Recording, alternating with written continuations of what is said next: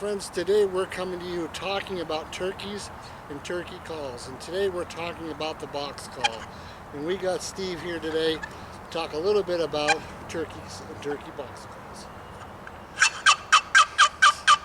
So what can you tell me about the box call, Steve? Well, you know, it's one of the most traditional turkey calls we have today, and it's obviously reliable and loud and gets the point across to all those turkeys. So I do want to mention that I do believe 1897 is when these were made. Yeah, I think you're right.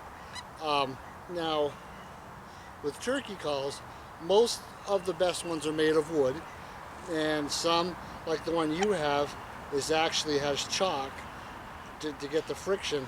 The one I happen to have has got its own friction pad on it, which doesn't require chalk, and most are made of wood, but there are some plastic ones. Usually you get different species of hardwood, actually. And there's some softwood calls as well, but the better ones, I think, are the hardwood for sure. Now, there's not just regular manufacturers of these companies. There's I have a Quakerboy, and there's Primos and Nightingale. You actually can get a homemade box call.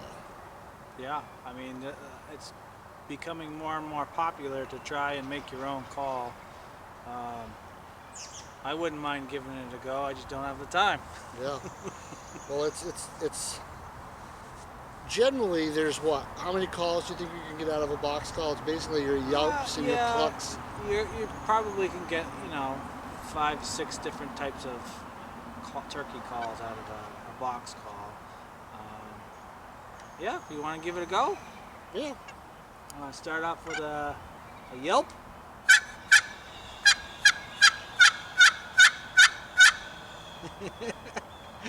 Hey, I ain't no professional. Yeah. Hey, it sounds good. I mean, this one's not that good either. I mean,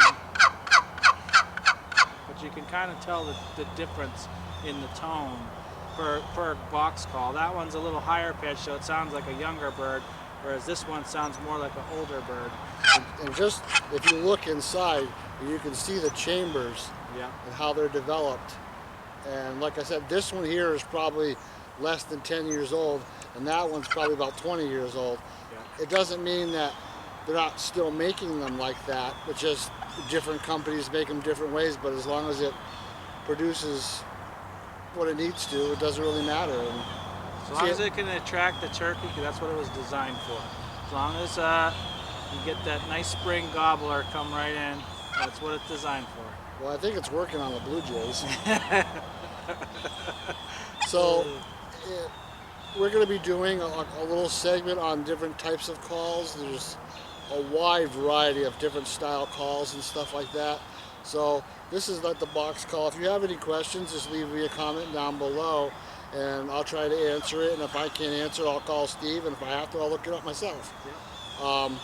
But I pretty much think that's it. There's not much really to tell about the box call. No, you can go through some of the noises and whatnot, but other than that, yeah. I mean, it's a pretty simple mechanism to...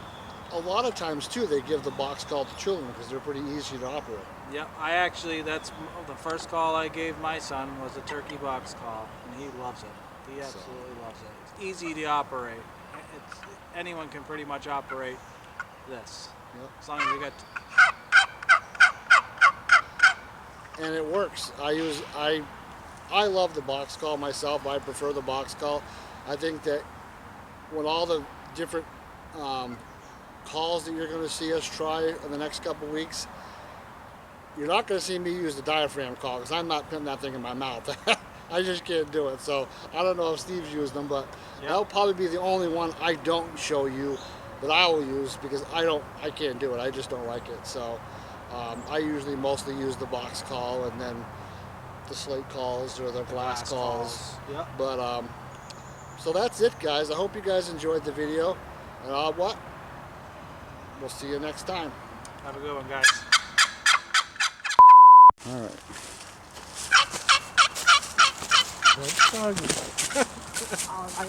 I can Blooper! There's a blooper.